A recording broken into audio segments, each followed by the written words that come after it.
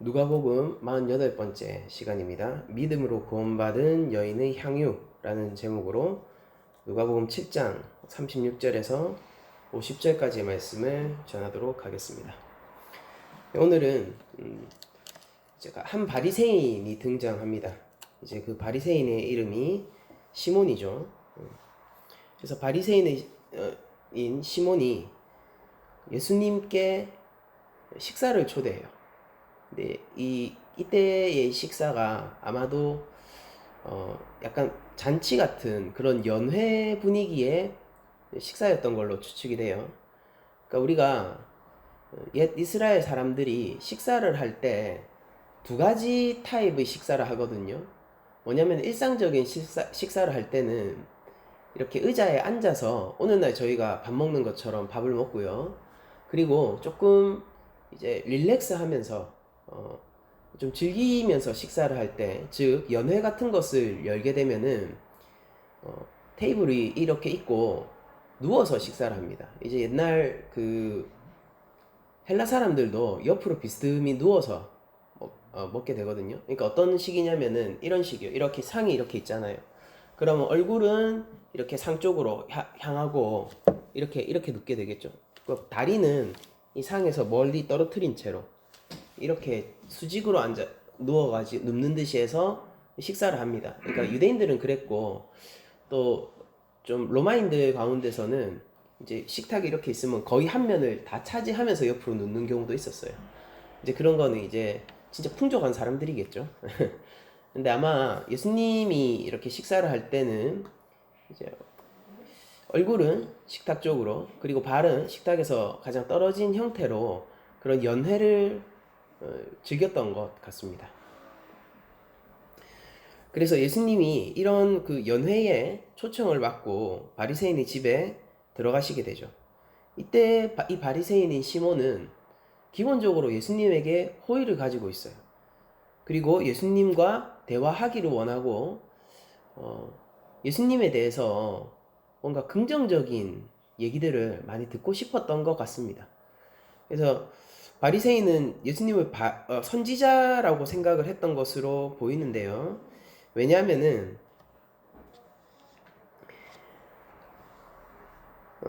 39절에 보시면은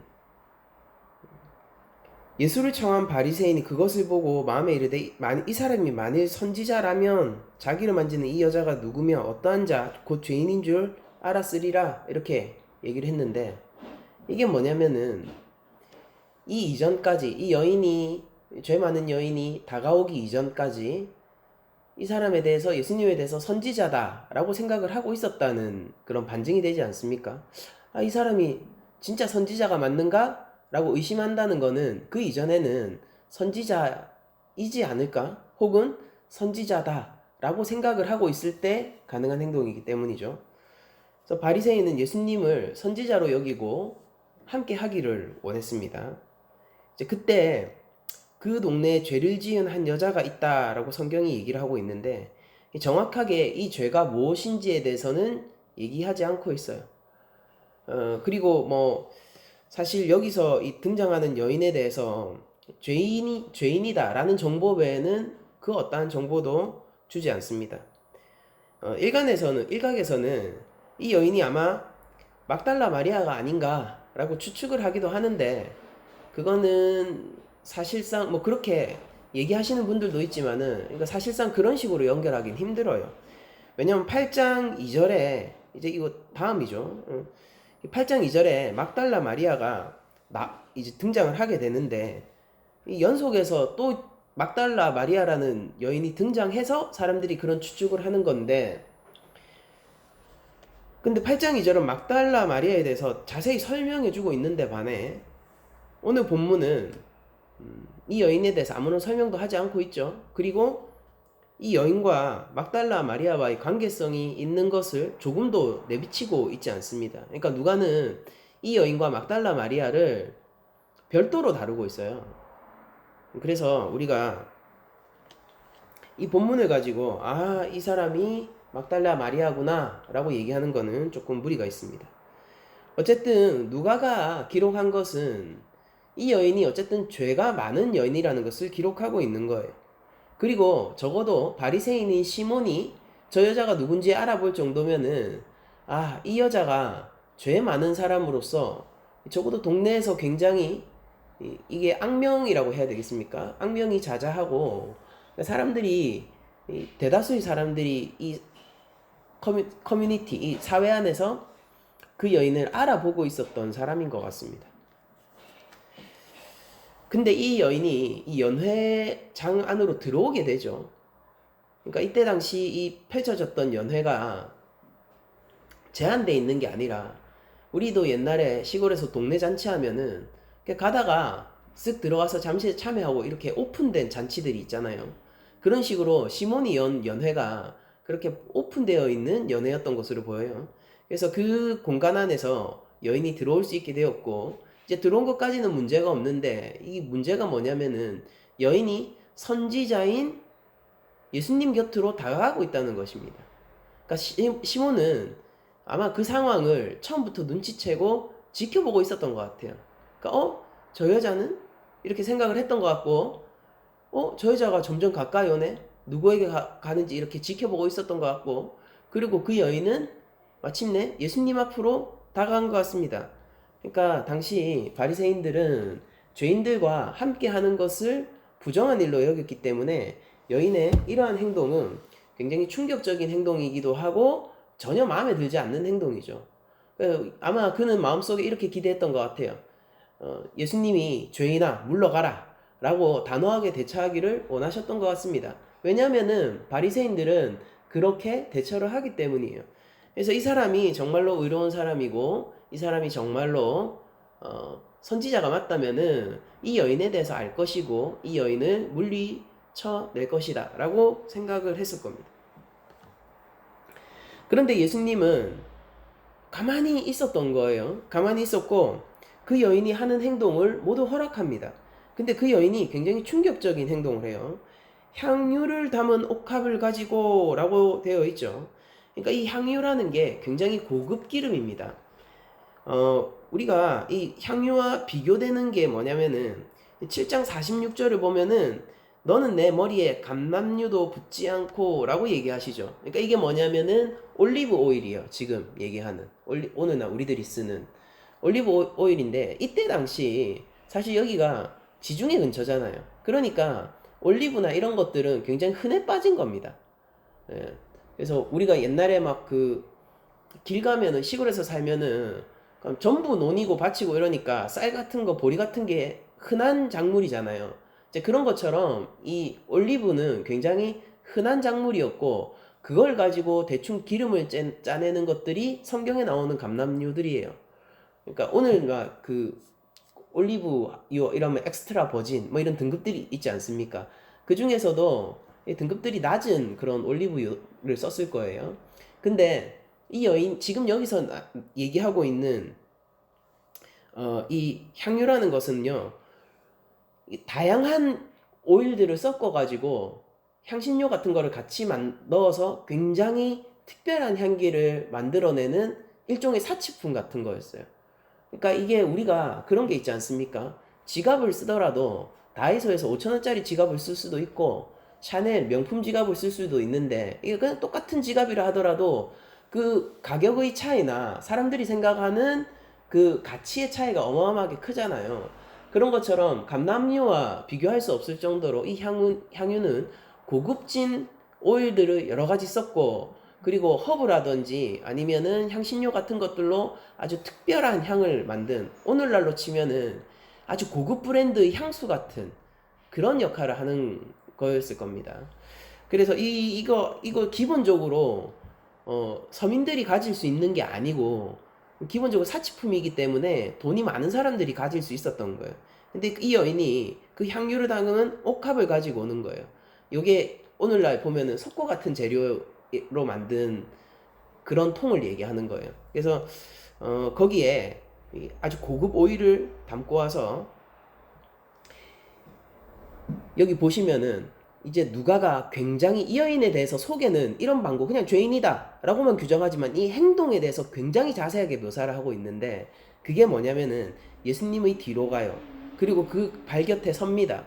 여러분들 생각해 보세요. 예수님의 지금 자세는 식탁으로 머리가 향하고 있고 그 반대편으로 발을 뻗고 있는 상황이죠. 그러니까 예수님의 발 밑에 선 거예요.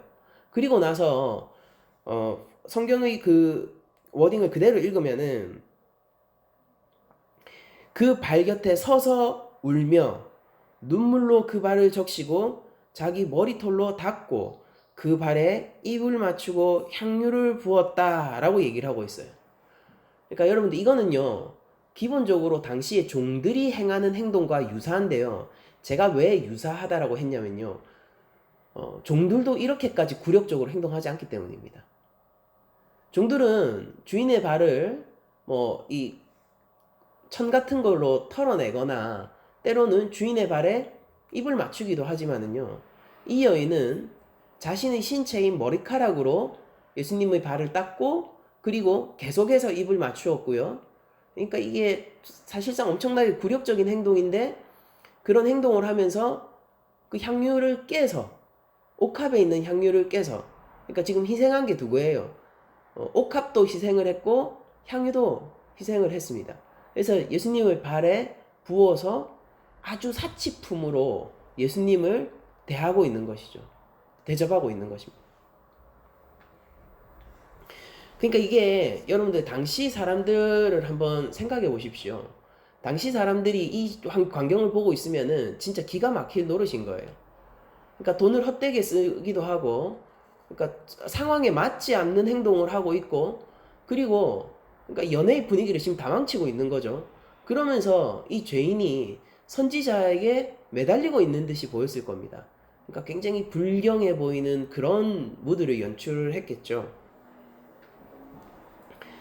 그래서 그 장면이 못마땅하죠, 당연히 이 시몬은. 그래서 바리새인이 이렇게 얘기하죠. 이 사람이 진짜 선지자라면 자기를 만지는 이 여자가 누구며 어떠한 자인지, 그러니까 죄인이라는 것을 알았을 것인데 이거 지금 이렇게 놔두는 걸로 보니까 선지자가 아닐 수도 있겠다라고 마음속으로 생각을 하는 것입니다. 그러니까 그 순간 이 바리새인에게 구원의 조건이라는 것은 무엇입니까? 이 순간 바리새인에게, 이 시몬에게 구원을 받는 조건, 그리고 하나님 앞에 의로운 의인이 되는 조건은 죄를 짓지 않는 것입니다.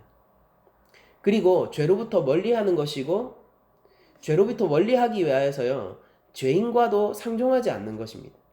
그게 지금 시몬이 바라보고 있는 구원의 조건 같은 거예요.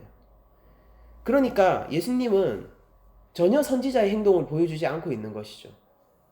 그러나 그때 예수님은 이 여인의 마음도 알고 그 바리새인 시몬의 마음도 알았어요.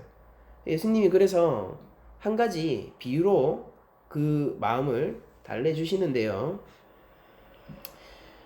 예수님이 시몬을 불러서 뭔가 한마디를 내가 할 것이 있다라고 하니까 시몬이 선생님 말씀하소서라고 얘기해요. 그러니까 여기서도 시몬이 예수님에 대해서 기본적인 예의와 존경 같은 것들을 가지고 있다는 것을 알 수 있는데 예수님을 선생님이라고 부르고 있다는 사실입니다.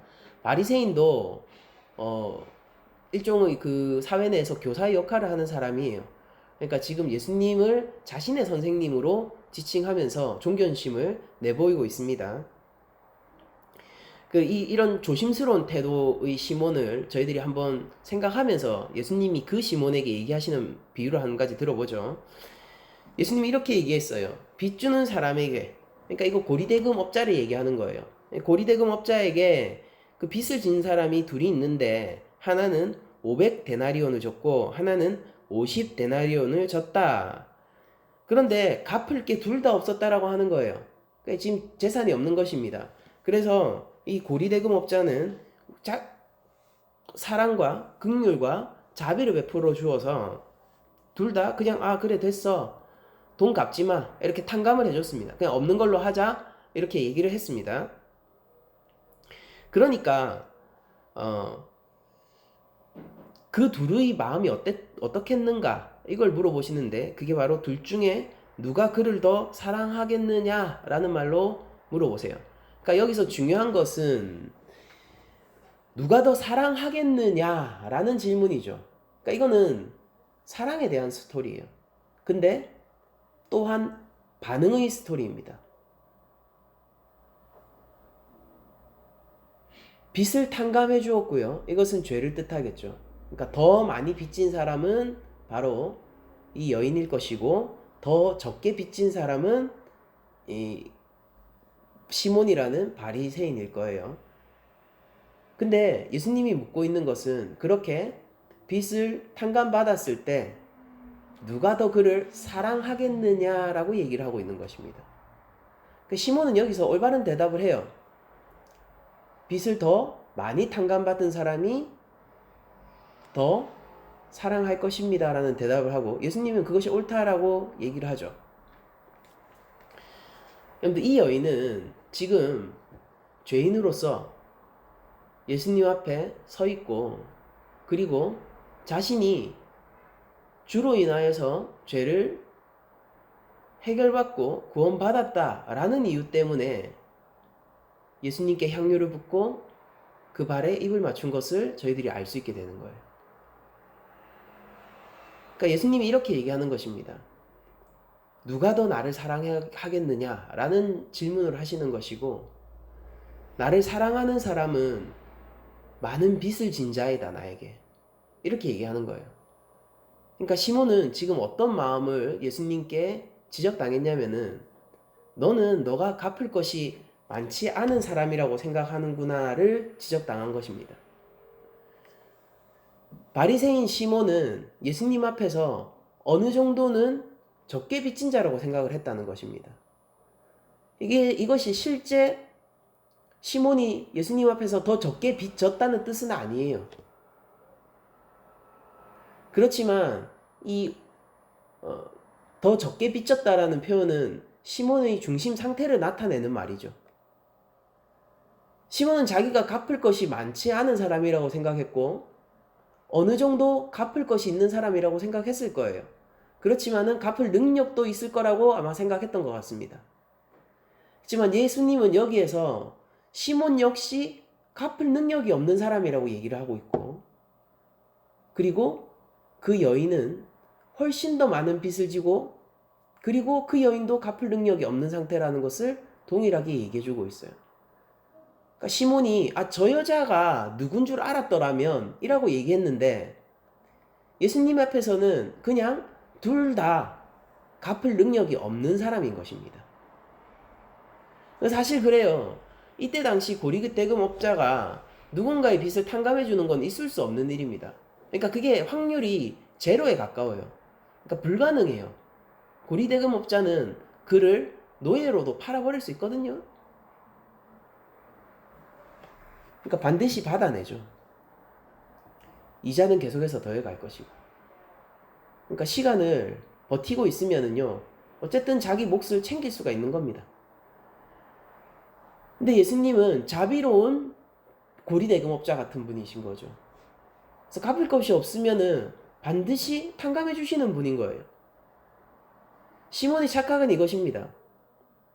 나는 적게 빚진 자이고 나는 갚을 수 있는 자야, 그것도. 이렇게 생각했지만은 예수님은 네가 적게 빚졌다고? 그래, 그렇다 하더라도 너는 갚을 능력이 없잖아 라고 얘기를 하고 계신 거예요. 이것이 예수님이 그 여인이 가까이 오게 한 이유라는 것을 설명해 주시는 겁니다. 왜 내가 그 여인을 막지 않았느냐? 그 여인이 오히려 죄인이기 때문에 막지 않은 거예요. 죄인이기 때문에 막지 않은 것이고, 그 여인의 빚을 탕감해 주기 위해서 막지 않은 것입니다. 그러면서 이 메시지는 그대로 시몬에게 그대로 전달이 되죠. 이 무슨 얘기냐면은, 시몬아, 내가 저 여자가 가까이 오게 둔 이유, 그것이 바로 그녀를 구원하기 위해서이다. 내가 그녀의 죄를 탕감해 주기 위해서이다. 그리고 너도 갚을 능력이 없는 자로서 내가 지금 너희 연회에 참석한 이유도 네가 죄인이기 때문이고 너에게는 나의 구원이 필요하기 때문이다 라는 것을 시몬에게 도리어 전달해 주는 겁니다. 그러니까 시몬은 이렇게 생각했어요. 어떻게 저런 여인과 함께 할 수 있지? 저건 더러운 일이고 저건 불경한 일이고 나의 의로움을 더럽히는 일이잖아. 예수님은 근데 반대로 이렇게 얘기하시는 겁니다.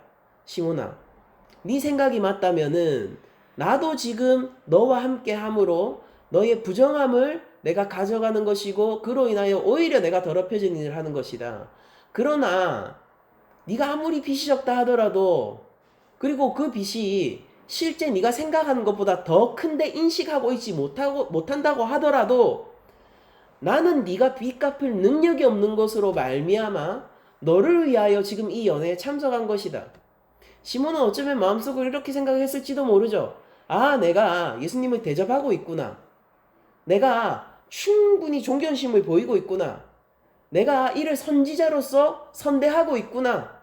그러니까 예수님에게 이런저런 것들을 해주고 있구나. 이런 생각들을 시몬은 할 수 있는 거예요. 확실히 좀 그런 마음들이 있었던 것 같습니다.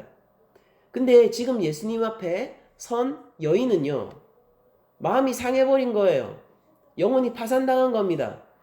아마도 이 여인은 어쩌면은 세례 요한의 메시지를 받은 사람일 수도 있겠죠.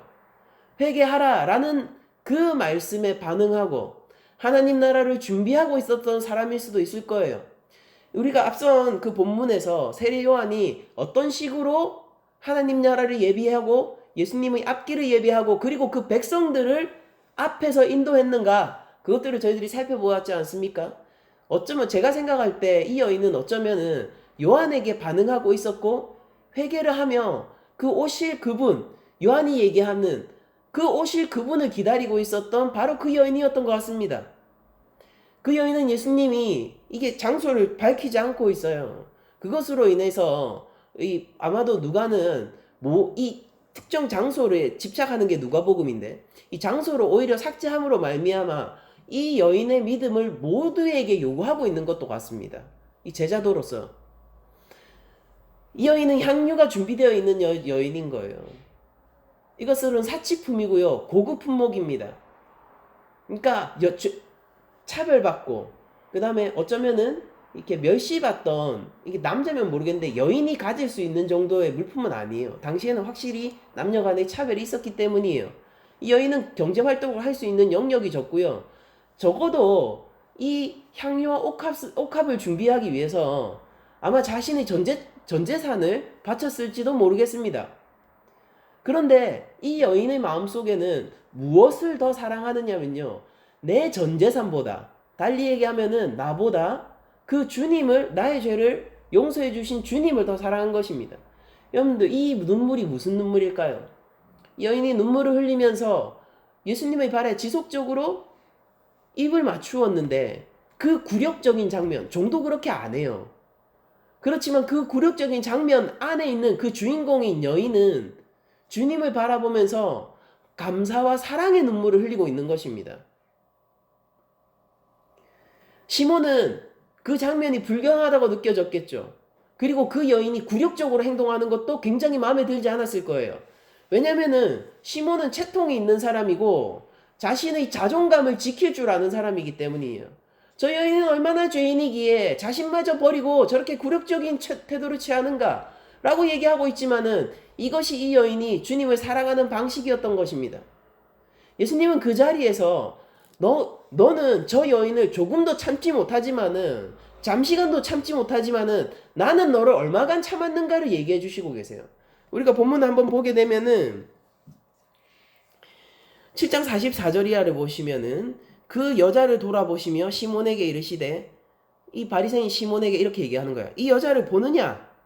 내가 너희 집에 들어올 때 너는 내게 발 씻을 물도 주지 아니하였으며, 이게 기본 매너거든요. 손님에 대한 당시. 그게 이게 건조한 모래가 많이 날리는 지형이잖아요.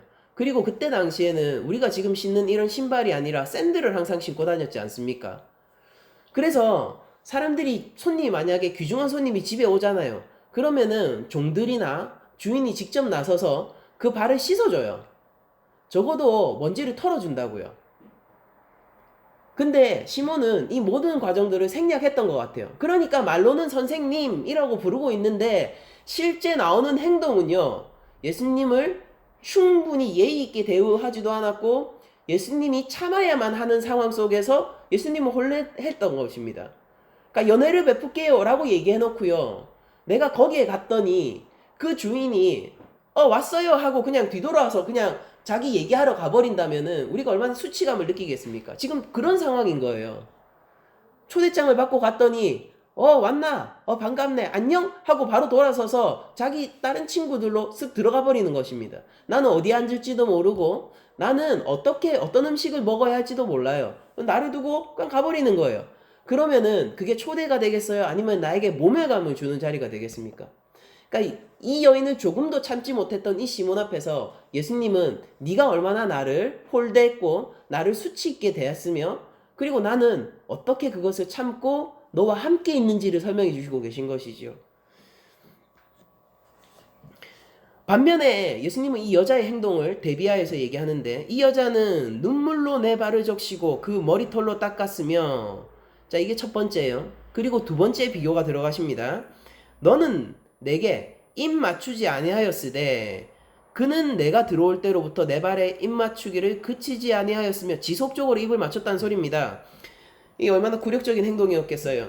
그러니까 이게 입 맞추는 게 뭐냐면은요. 우리도 오늘날 서양식 인사를 보면은 뭐 이렇게 가볍게 이렇게 뭐 소리 내어서 키스, 뺨에 키스하는 그런 게 있잖아요. 이때 당시 히브리인들도요. 이 존경과 사랑의 의미를 담아서 이제 가볍게 뽀뽀하는 식의 인사를 건넸어요.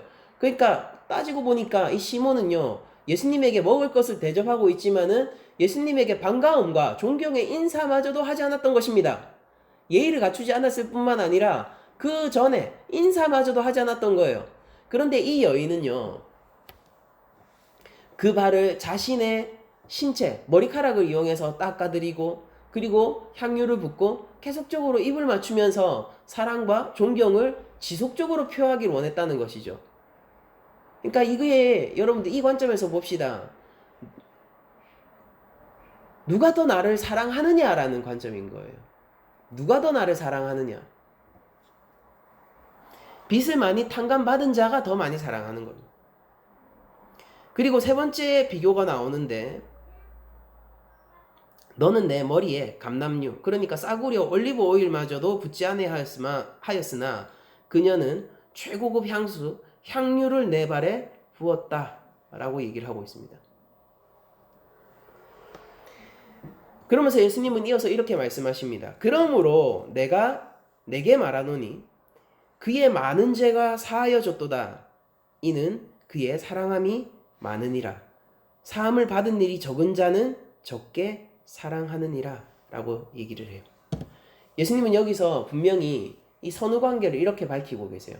뭐냐면은 많이 탕감받으면은 많이 사랑한다고요. 누가 이 제자도로 여기서 제시하고 있는 것은 무엇이냐면요. 네가 하나님을 많이 사랑하느냐? 예수님을 많이 사랑하느냐? 그렇다면은 너는 많이 탕감받은 자여야 한다. 바울은 자신의 말년 사역 즈음에 자신의 정체성을 이렇게 표현하기도 합니다. 죄인 중에 괴수라는 표현으로 말이죠.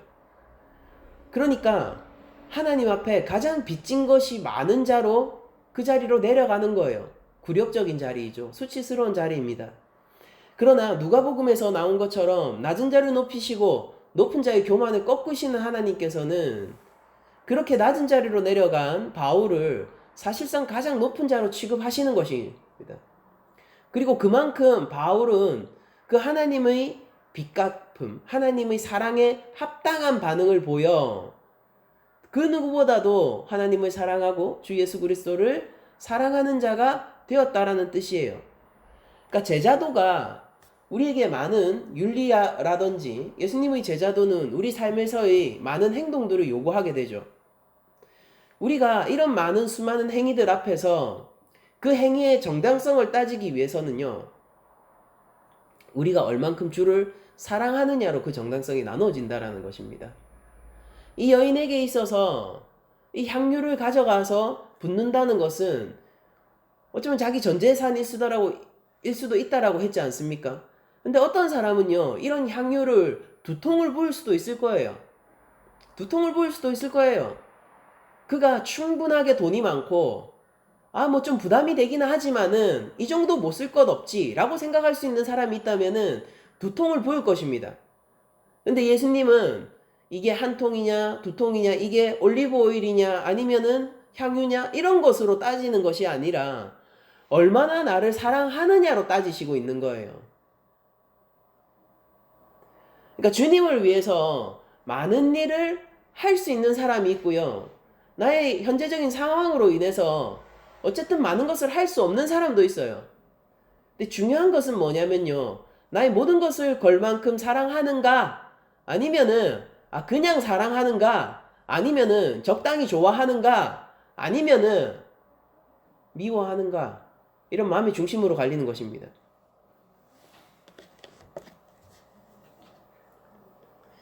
예수님은 이렇게 얘기합니다. 여자에게 이르시되 네 죄사함을 받았느니라 하시니 함께 앉아 있는 자들이 속으로 말하되 이는 누구이기에 죄도 사하는가 하더라 라고 되어 있죠.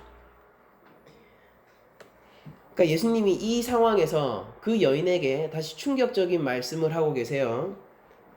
너의 믿음 가운데 내가 너의 죄를 사했다 라고 얘기를 합니다. 그러면서 누가가 던지는 이 군중들을 통해서 던지는 또 하나 이 본문의 중요한 질문이 나옵니다. 하나는 제자도의 질문이고 또 하나의 질문은요. 예수님은 누구신가? 라는 질문이에요. 누가가 계속 이걸 던지죠. 예수님은 누구신가? 도대체 예수님이 누구시기에 죄도 사하는가?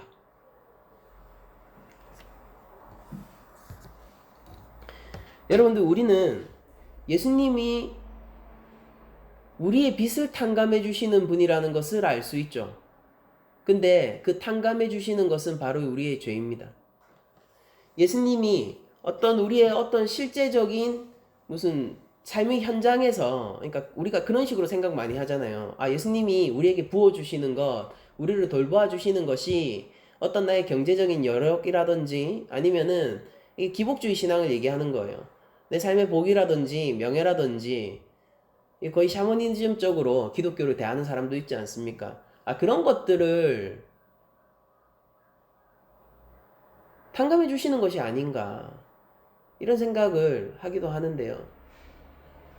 누가는 예수님이 탕감해 주시는 것이 죄라고 얘기를 해요. 그러면 다시 우리가 이 제자도의 관점으로 이 예수님이 누구신가라는 질문에서 출발하여 제자도의 관점으로 돌아가면요. 제자인 사람들은 자신의 향유를 깨는 사람들이에요. 향유를 붓고 굴욕적일 만큼 그에게 사랑과 감사와 존경의 표시를 하는 사람입니다. 근데 왜 그러냐면은 우리가 갚을 수 없는 것을 이미 갚아주셨기 때문이에요. 여러분들 누가복음이 진행될수록 예수님이 그 빚을 탕감해 주시는 방법이 자신을 십자가에 내어줌으로 인하여서 탕감해 주신다는 사실을 저희들이 점점 발견하게 될 것입니다. 그러니까 우리의 500데나리온을 위하여서 예수님은 그보다 더 큰 하나님의 아들의 생명을 걸어주신 것이에요. 그러니까 이 여인은 자신이 할 수 있는 최대한의 것을 하기를 원하는 것이고 그것이 향유를 붓고 그 앞에서 굴욕적일 만큼 감사의 눈물을 흘리는 것이었습니다. 그러니까 이게 근데 누가가 우리에게 제시하는 제자도이거든요. 그러니까 너희가 이런 저런 일들을 하는 것으로 제자가 될 줄 아느냐라고 물어보시는 것이죠. 네가 잔치를 베풀 수 있으면은 그것으로 제자가 될 수 있는 것이 아니냐? 너희들이 잔치를 베풀고 맛있는 것들을 많이 차리면은 그것으로 제자가 된다라고 생각하는 건 아니냐? 내 삶에서 많은 봉사를 하고 내 삶에서 계속해서 나의 의를 쌓아가면서 내가 이렇게 했네 저렇게 했네 그런 것들을 많이 쌓는 것으로 예수님의 제자가 된다라고 생각하느냐? 제자들은 행동하는 제자들이에요. 그러나 그 행동을 하는 근거는 빚을 많이 탕감받아 그를 사랑하기 때문입니다. 그러니 제자도의 가장 근원적인 태도를 누가는 얘기를 해주고 있는 것이죠. 죄사함을 받은 자는 믿음으로 반응하는 거예요. 그러니까 그게 예수님의 제자들인 것입니다. 우리는 어떤 상황에 있어서 합당하게 반응하는 것이 필요해요. 그러니까 누군가 정성어린 선물을 주는데 우리가 감사로 반응해야죠. 누군가 내 빚을 탕감해 주잖아요. 그럼 그걸 당연한 것으로 여기겠습니까? 아니 이런 말이 있잖아요. 물에서 구해놨더니 진보딸이 요구한다라고요. 그게 어이없는 행동을, 이 은혜를 모르는 어이없는 행동을 하는 사람들에 대한 묘사지 않습니까? 어쩌면은 제자도 이 길을 간다라고 얘기하면서 예수님, 내가 예수님의 이 십자가 길을 가면서 이만큼이나 했는데 이 정도는 주셔야 되는 거 아닙니까? 라고 하면서 물에 빠진 사람을 구해놨더니 내 짐 어디 있어요? 내 보따리 내놓으세요! 라고 외치는 그런 제자도를 가는 것은 아니냔 말이죠. 그러니까 여러분들 누가 이렇게 얘기를 하는 거예요. 모두 자신의 향유를 내놓아라 라고 얘기하고 있습니다. 네가 가지고 있는 가장 고급한 것이 무엇이냐? 너의 전부를 털어넣는 것이 무엇이냐? 그것을 내어놓아라. 그런데 그것을 내어놓기 위해서 너는 빚을 탕감받은 자여야 한다. 그러면 이 말이 또 역으로는 우리가 그 많은 것들을 주께 내어놓을 수 있으면은 우리가 죄사함을 받은 자인 거예요. 여러분들 우리가 참 포도나무의 열매를 맺으면은요, 그걸 통해 가지고 내가 누구인지를 알 수 있는 게 아니라 내가 붙은 가지가 뭔지를 알 수 있는 거라고 했잖아요. 내가 붙은 나무가 뭔지 알 수 있다고 제가 얘기를 한 거잖아요. 난 접붙임을 당한 가지란 말이에요. 근데 내가 맺는 열매를 보면은 그 가지만 보면 뭔지 몰라요. 근데 그 열매를 보면은 이게 어느 나무에 붙어 있는지를 알 수 있다고요. 여러분들 일반적으로 접붙임을 하지 않습니까? 그러면은 이 접붙임한 가지의 열매가 원래 나와요. 참 포도나무에 돌 포도나무를 접붙이잖아요. 그러면은 그게 무슨 열매를 맺냐면은 돌 포도나무 열매를 맺습니다. 그걸 몰라서 성경이 그렇게 적었겠습니까? 너무나도 잘 알죠. 그렇지만은 이게 극적인 연출인 것이죠. 네가 돌 포도나무고 돌 포도나무 열매를 맺을 수밖에 없다고 하여도 네가 참 포도나무에 붙어 있으면은 참 포도나무 열매를 맺을 것이다. 네가 참 포도나무 가지로 바뀔 것이다 라고 얘기를 하는 것입니다. 여인이 이런 행동을 주를 위하여 모든 것을 버리고 떠나는 베드로와도 같은 행동. 자신의 배와 자신의 그물을 놔두고 예수님을 따르기 위하여 모든 것을 걸고 모든 것을 포기한 채 예수님을 따르는 행동을 했던 예수님의 제일 제자 베드로와 같은 마음으로 이 여인은 자신의 모든 것을 걸고 예수님을 사랑하기를 원한 것입니다. 그러니까 이 여인은 참으로 제자 중에 제자가 될 수 있는 것이죠. 예수님 마지막으로 이 여자에게 이렇게 이르십니다. 내 믿음이 너를 구원하였으니 평안히 가라. 내 믿음이. 예수님은 죄를 사하여 주시는 고리대금 업자이고 우린 누구나 각각 저마다의 빚을 지고 있어요. 근데 분명한 사실은 그 빚이 적든 많든 어쨌거나 우리는 갚을 능력이 없는 사람들이라는 것입니다. 갚을 능력이 없어요.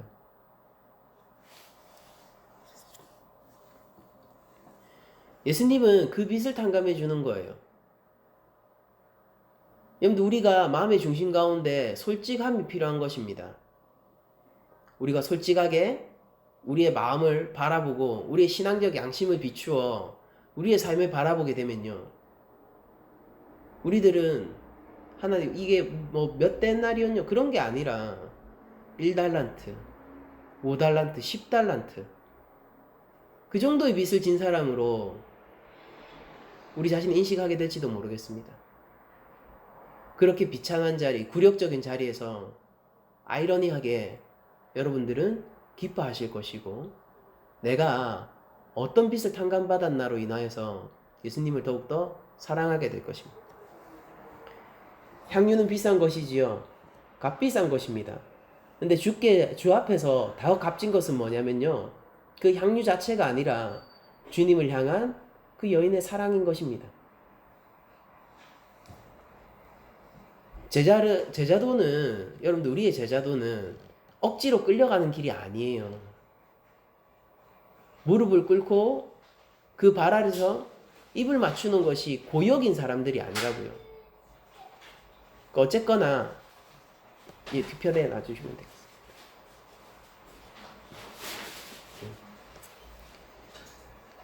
그것이 고역인 사람들이 아니라 어쨌거나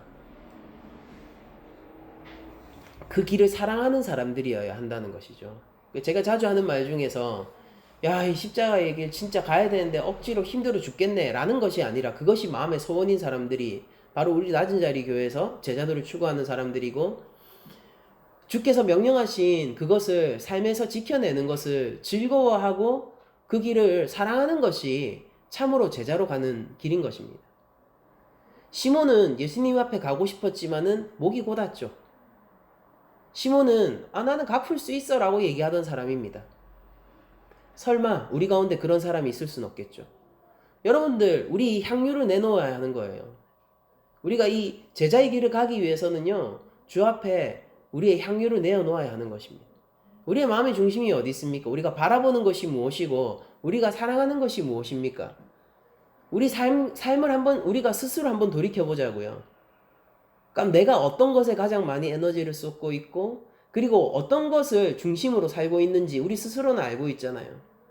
많은 사람들이 이 각박한 시대 속에서 돈을 쫓으면서 살아가고, 어떻게 하면은 많은 이익을 취할 수 있는가를 생각하면서 그것을 고민하여서 주식을 투자하기도 하고, 비트코인을 하기도 하고, 부동산을 하기도 하고, 그리고 사업을 벌리기도 하고, 어쨌든 간에 돈이 이 모든 것을 해결해 줄 거라고 믿고 그런 행동들을 하고 살아갑니다.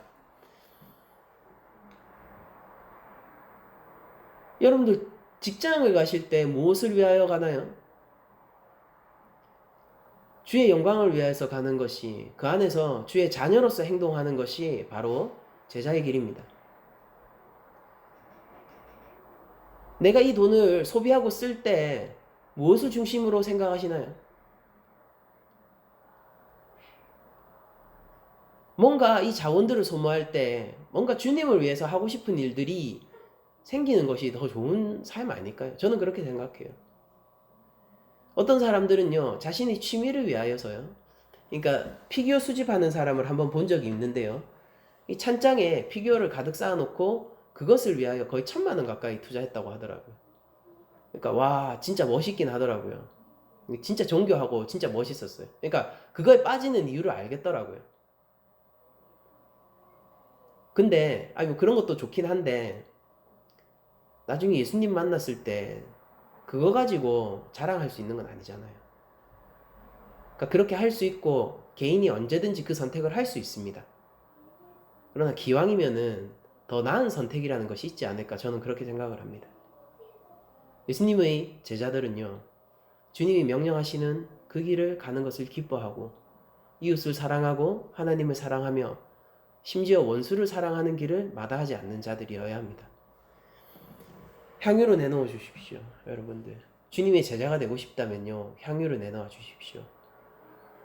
나의 어떠함으로 내놓는 것이 아니라 주님의 사랑에 대한 반응으로 내어놔 주십시오.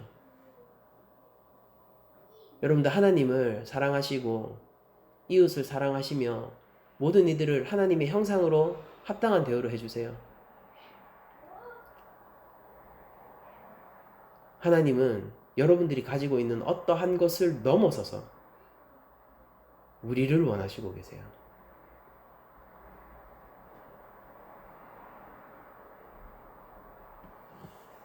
우리 낮은 자리 교회가 예수님을 바라볼 때 그분이 우리 삶 가운데서 우리 죄를 사하시고 구원하신 것에 반응하여 예수님을 사랑하는 자들이 되기를 원하고, 각자의 향유옥합을 내어놓을 수 있는 자들이 되기를 원합니다. 하나님은 언제나 큰 것을 원하십니다. 여러분들, 우리가 우리의 중심을 하나님께 걸고 우리의 삶을 주를 위하여 내놓는 자들이 되십시다. 한 주간 여러분들에게 주님의 사랑이 크게 임하여 여러분들이 그에 합당한 반응을 할 수 있기를 축복드리면서 모든 말씀을 마치도록 하겠습니다.